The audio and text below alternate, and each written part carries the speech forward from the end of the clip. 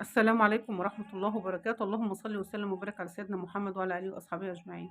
بُصّوا يا جماعة، إزازة الزيت دلوقتي ما بتعملش صينية مسقعة، فأنا عايزة أعمل مسقعة وما عنديش زيت. بُصّوا هاعملهم بإيه، معلقتين زيت. حد هيعمل مسقعة بمعلقتين زيت؟ أنا هاعمل زيت معلقتين 2 زيت هنعمل بيهم المسقعة. ما خلاص إحنا بقينا في وقت دلوقتي ربنا المستعان، ربنا يرحمنا برحمته. إزازة الزيت هتعملي بيها إيه والّا إيه والّا إيه وبالشيء الفلاني دلوقتي.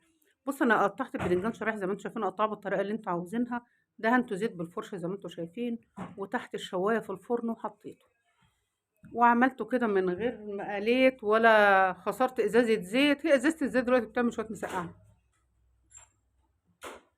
بُصّوا كده بالطريقة اللي أنتم شايفينها ديّة، والله هم دول شوية الزيت، وعملت فص توم برضه بباقيتهم، دول كانوا في الطاسة بتاعة القليّة. شايفين حتى الفلفل عملته بنفس الطريقة في الفرن واحمر من فوق ومن تحت، بُص أكني قالياه في الزيت. وهنوفّر شوية لإن إحنا خلاص الناس مش عارفة تعمل إيه، ربنا يرحمنا برحمته والله المستعان. هنلاقيها من أكل والّا من شرب والّا من زيت والّا من سكر والّا الغلاء اللي حاصل ده، ربنا يرحمنا برحمته والله، والله ربنا يرحمنا برحمته. بأقل تكلفة. عارفين أنا عندي عايزة أعمل شاورما، عايزة أعمل بانيه، والله ما عارفة أعمل بسبب الزيت. هاعملها بطريقة النهارده برضه إن شاء الله، بطريقة تانية كده ونوفّرها في فيديو تاني، نوفّر على قد ما نقدر بقى من المصاريف، لإن حرام، حرام بجد اللي بيحصل لنا ده. عملت شوية صلصة بمعلقة زيت برضه كانت فاضلة من اللي كان عندي، وعملتهم حطيتهم في الصينية وطلعوا شوية مسقعة 10/10. والفلفل برضه أو الشطة قطعتها بنفس الطريقة وحطيتها في الصينية، أو في نفس الصاج اللي أنتِ هتعملي فيه، في أي حاجة الموجود عندك متوفر في البيت عندك.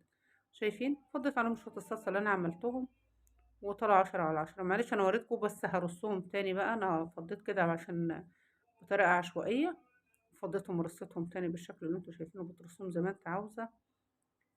وهنوفّر وهنعمل أكل لولادنا، أُمّال هنعمل إيه؟ هنسيبهم من غير أكل؟ مش هينفع. فربنا يرحمنا برحمته.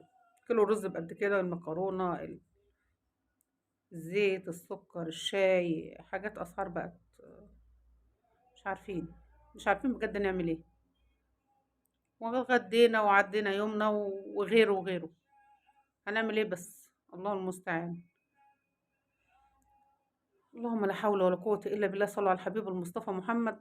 زي ما أنتم شايفين شوية الصلصة كده بفص توم بشوية زيت صغيرين.